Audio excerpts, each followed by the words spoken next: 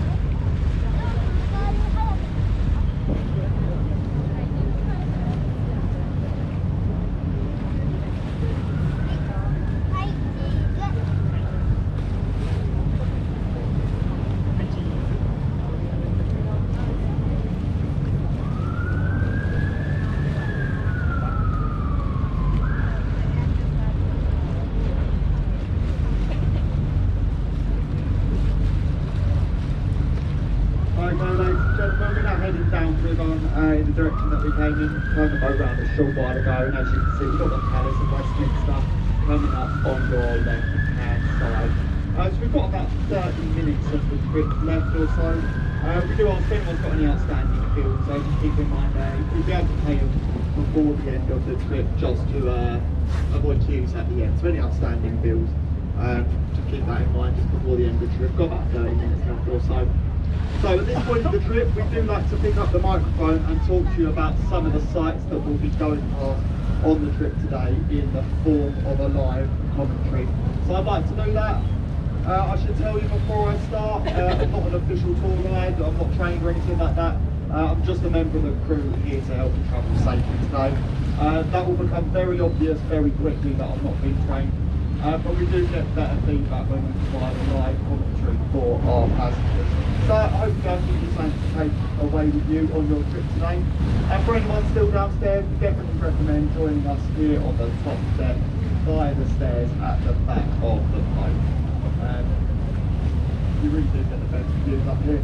So I'll start off on your left with the Palace of Westminster, which was designed by a Gothic architect by the name of Charles Barry. It's a work of Gothic architecture, which means that it is designed to look as intimidating as possible to the general public. So if you look at it, you feel a bit scared, it is supposed to have that effect on you. There's over 1,000 rooms inside the Palace of Westminster. 24 of those rooms are drinking bars. And one of the rooms in there used to be a cell used to keep anyone locked up that was misbehaving inside of the palace. The last person to be kept in that cell was Emmeline Pankhurst, leader of the suffragette movement. As we get a bit closer to the bridge, look on your left hand side and you'll get one of the best possible views of what everybody calls Big Bear. But you actually can't see Big Ben from here, because Big Ben is the name of the 13.5-ton bell inside of that tower. The tower itself is called the Elizabeth Tower, named after Queen Elizabeth II. There you go, so we get a bit closer, past here you get that point view. We're about to go under the Westminster Bridge here. You may notice it's a green bridge, and the bridge behind us, and the bridge, that's a red bridge. And they represent the House of Commons and the House of Lords, respectively. The members of each of those houses used to enter the Palace of Westminster via each of those bridges, and they would keep them separate because they didn't want them mingling with each other before they entered the Palace of Westminster. This is the lowest arch we go underneath on our trip today. It's a captain's job to make sure that the tide is at a low enough level so that it's open and strip underneath the arch. Because if the tide is too low, we can get stuck on one side of the bridge or the other. But as you can see, we've got loads of room at the moment. The tide is flooding in, but we're not that long past low water. So we've got plenty of room above us. So ahead of us on your right is the London Eye, which is 450 feet tall, made up of 32 different pods, and each of those pods represents a different borough of Greater London. They're numbered 1 to 33 because they skipped the number 13, which is of course considered unlucky. The Eye was built here on the River Thames, brought up river in 16 different sections on barges. It was constructed on the river, and then it was lifted up to where you can see it still stands today, which at the time made it the largest structure to ever be vertically lifted in a single movement. It was only supposed to stay in London for about 2 years before being moved across to different cities all across the United Kingdom. But they kept it here permanently because it makes so much money here in the capital. On a very busy day, the London Eye can make £480,000 in just one day. It takes about 30 minutes for one full rotation of the London Eye, and at the top you can see about 25 square miles all around the cities of Westminster and the City of London. It's also the 4th largest wheel in the world. It used to be the largest, but it's now been overtaken by wheels in Asia and in America now. So coming up on your left, you'll see a boat which has a sign on it which says Pub on the Thames, which is called the Tattershall Castle. So it never used to be a pub. When it first arrived on the river, it was a modern art gallery. And it was like that for 2 years, but it wasn't very successful. It didn't make a lot of money. So after 2 years, they converted it into a pub. In its first week as a pub, it made more money than it did in the whole 2 years that it was a modern art gallery. So it'll probably give you a bit of indication as to most Londoners' opinions on modern art. This next bridge is Charing Cross Railway Bridge. If you follow the bridge along to your left hand side, you'll see Charing Cross Station there, which is designed to look like an old steam train coming out of a tunnel. You'll have to squint your eyes quite hard to see that. I don't think it looks anything like it, but apparently that is what it was designed to look like. All road signs in the UK that point you to London point directly to Charing Cross Station. They can be considered the centre of the capital. We've got the 2 footbridges either side of the railway bridge here. As we go underneath, give everyone a wave on the footbridge.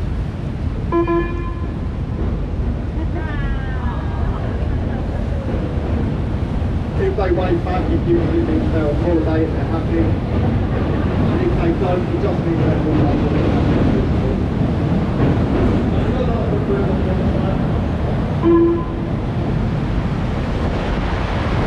It's good to wait, it keeps their hands busy on the bridge. People on bridges quite like throwing things at people on boats, so it is good to keep their hands busy. So on your right is the Royal Festival Hall, which is the last remaining building of the Festival of Britain in 1951. And that was a 5-month festival, which was a post-war morale booster for the general public. Made up of many events and many different buildings, but as I say, this is the last remaining one. And it's still an events venue today, having hosted some of the greats, including Amy Winehouse, David Bowie, Frank Sinatra, and the list goes on and on. On your left you'll see that large stone obelisk on the river wall with two sphinxes either side of it.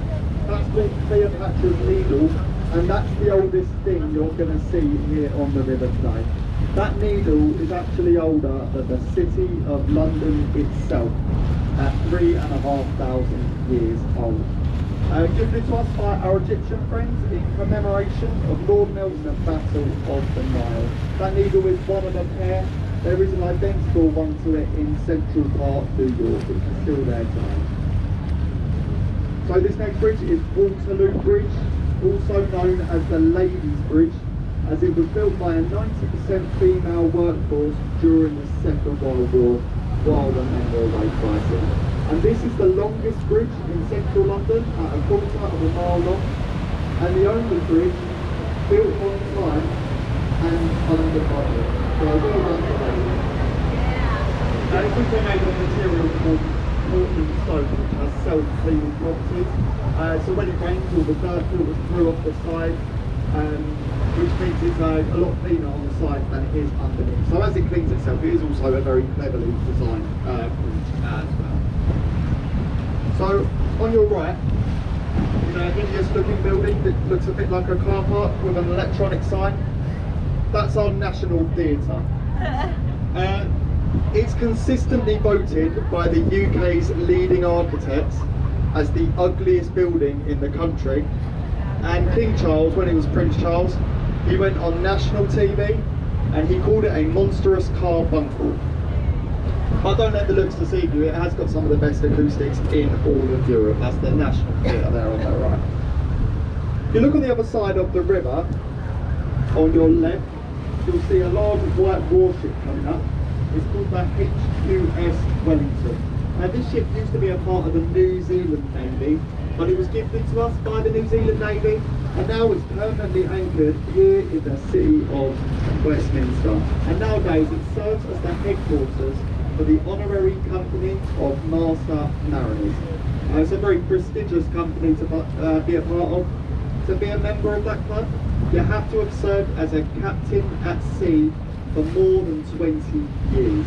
So it's mostly just a drinking club for retired sea captains these days.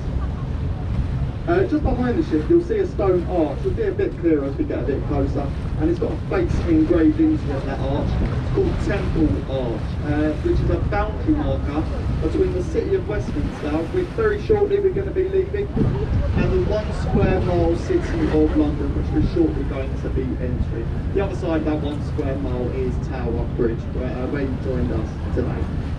You can see just behind as well there's some silver griffins on the road, either side of the road, just behind the arch. They were put in place to ward away evil spirits from entering the city of London from Westminster. And as you can see, they're still there today. Doesn't it work?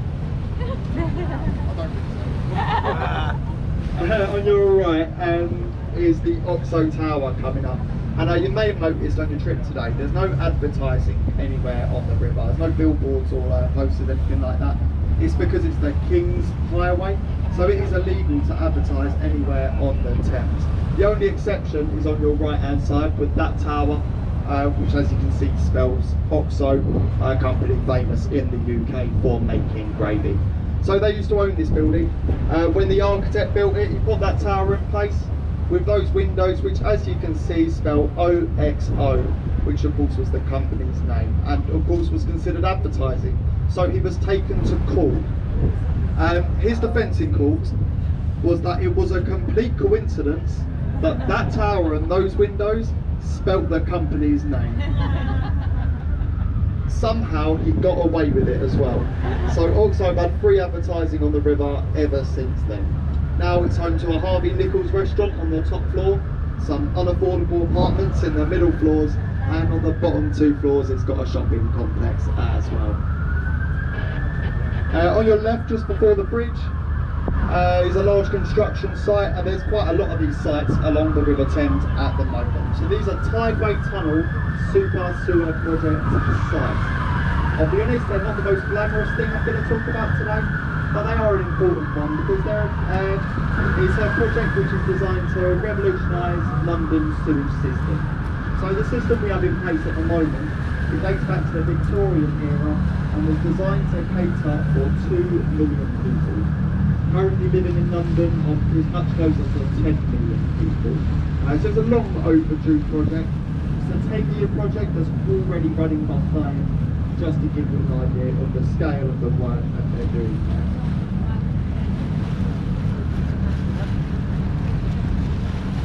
Oh, yeah.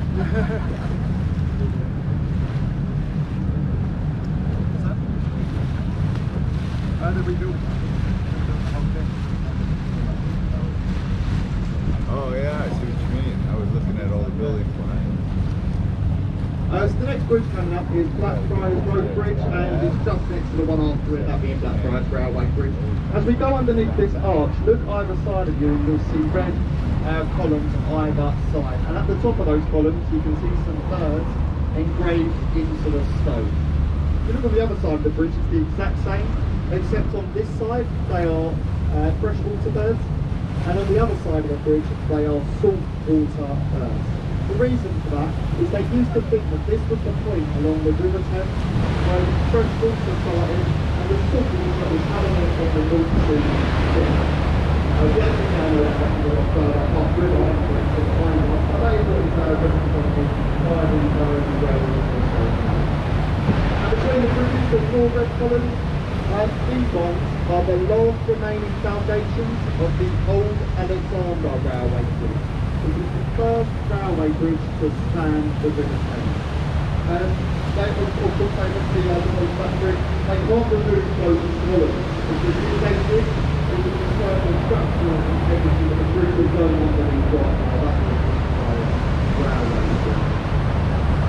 Very shortly on your left you'll get a fantastic view of St Paul's Cathedral, which is considered Sir Christopher Wren's masterpiece, and it was where he was laid to rest as well. It took 35 years for the cathedral to be built, with construction finishing in 1710. This is the second largest unsupported dome structure in the whole world, and it's 365 feet tall. It's easy to remember. It's 1 foot for every day of the year. You can see there are no tall, large buildings anywhere near St Paul's Cathedral. It is illegal for any building to cast a shadow on the cathedral at any time. So whenever we build anything nearby, it can't be too large so as to cast a shadow on the cathedral. If you wanted to visit St Paul's, it would cost you £20 if you visit on a weekday. However, if you go on a Sunday, it is completely free, because after all, it is still a church. They just ask for a small donation at the end.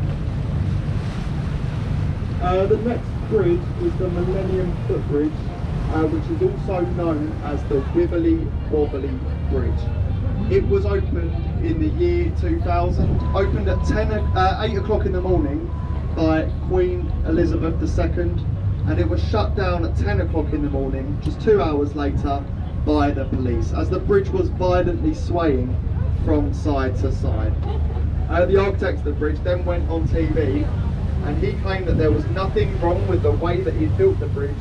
The reason that it was swaying was due to the way that Londoners were walking across it. On your right, this white building with the thatched roof, that is the replica of Shakespeare's Globe Theatre. This is the only building in London today with a thatched roof. It's the only building with a thatched roof since the Great Fire of London in 1660. So the Theatre Eva, which is where we get the saying, the show must go on. It's about £10 to see a show at the Globe Theatre. You can't get a pint of beer in London for less than £7, so it's very good value for money for live entertainment. The next bridge is Southwark Road Bridge, and this is the least used road bridge along the River Thames due to a series of one-way systems being required in order to access the bridge at either side. So as you can see, it's mostly used by professional drivers, so lorries, taxis, ambulances, all of that sort of thing. If you do see anybody else up there at the moment, they're probably lost. They give them a wave as we go on for me. So I'll direct your attention to the first building on the right hand side on the other side of the bridge. And it's a building that is doing a bit of construction work at the moment. This is where the original Shakespeare Globe Theatre once stood. The reason I mention that is because very shortly we're going past the Anchor Tavern. That's one of the oldest pubs that we go past today, being built in 1615. And this used to be used by William Shakespeare himself and his actors as a drinking place and a changing room before they would walk around to perform in the Globe Theatre, which used to stand where we just passed. The Anchor Tavern's also got plenty of other famous figures from London's history. They used to frequently visit the pub, including Sir Christopher Wren, who was responsible for a lot of the churches, cathedral structures all across London, and Samuel Pepys, the famous diarist who recorded the events of the Great Fire of London. There is a section in that diary which mentions him sat in the garden of the Anchor Tavern and watching the fire rage across London from the other side of the river.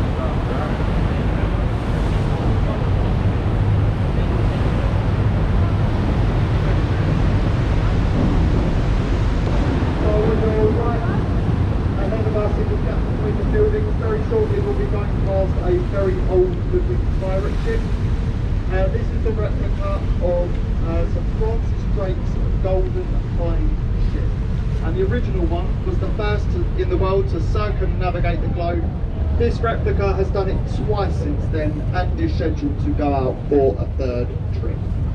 Sir Francis Drake was a privateer, which basically means that he was a pirate that was paid for by Queen Elizabeth I. So that makes him a very controversial figure in British history. A lot of people say he was a pirate, but a lot of other people think of him as a hero, because when he came back to Britain after his adventures, he brought back with him so much gold, he brought the whole country out of its national debt. And that is the first and last time that has happened in British history. So this next bridge is London Bridge. It's often confused with the one after it, but that one is Tower Bridge. This is the one with all the history and the one in the nursery rhyme as well. If you don't believe me, look on your left and you'll see London Bridge engraved into the stone. And what we're going underneath here is the 5th London Bridge to span the River Thames.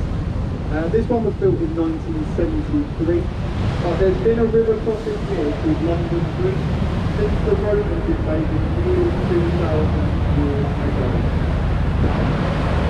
That one eventually got taken out by the Vikings when they invaded. They tied the bridge up to the boat, they rowed away as long as they could, and they brought the whole bridge down with it. And that's where we get the nursery rhyme London Bridge is falling down. Coming up on your right is Western Europe's tallest building at over 1,000 feet tall, the Shard of Glass. So the Shard is home to a lot of offices, a Shangri-La hotel, and a viewing platform on the 72nd floor. And it was built by an architect by the name of Renzo Piano. As you can see, he was a very clever architect. He was also a very clever businessman.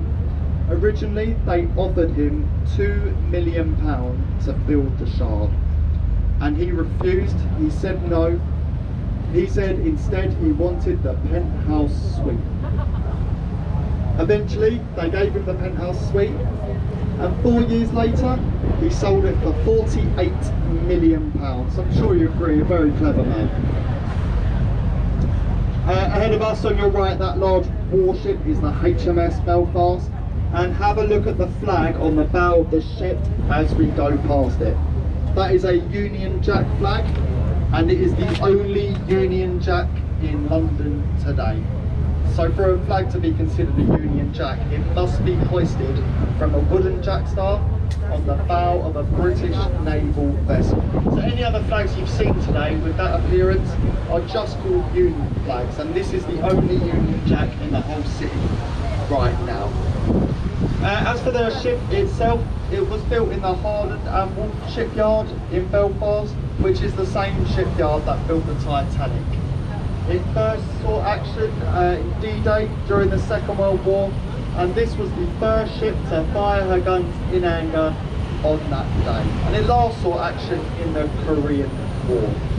We're just going past the 6 large guns it's got on the front of the ship, and very shortly you'll see that it's got 6 large guns on the back of the ship as well. Each of those guns can shoot about 20 miles away from the ship. Nowadays it's permanently anchored here. It's a museum available for general public to visit. You can explore all 9 decks. If you wanted to see the whole ship, it would take you several hours though, because it is that big.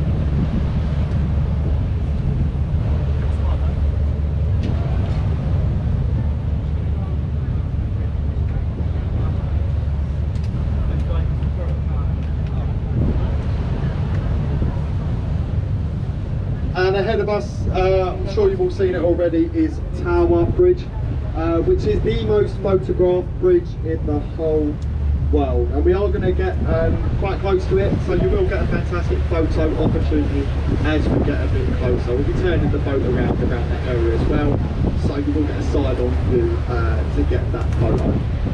So the bridge was built in 1894, so it's not as old as it looks, but it was designed to look similar to the building coming up on your left, that being the Tower of London.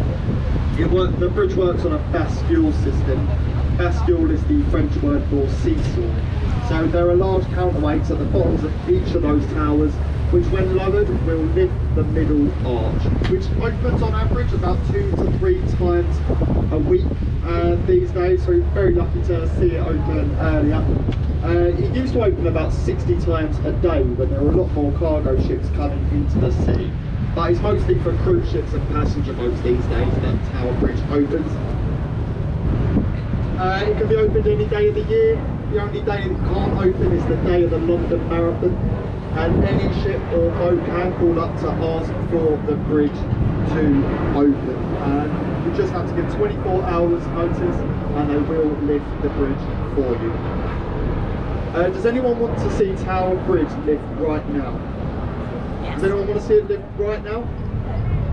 Okay, well you'll have to go on YouTube. And if you do want to see when it does next open, it is all online as well, so you can get the times if you do want to see it open in person. So we're turning the boat very shortly, and you will get that photo opportunity coming up. If you can, try and get a photo with a red London bus in the middle of Tower Bridge, because then you get 2 of London's most iconic sites in the same photo, and it's worth £5 on a postcard, but you can get it absolutely free here. I realise as I've said that I can't actually see a bus driver coming up. Oh, there you go, there's one coming. Oh no. It's coming, it's coming. That's good, we pay that bus driver every day to arrive on time. There goes another one coming from the other side as well.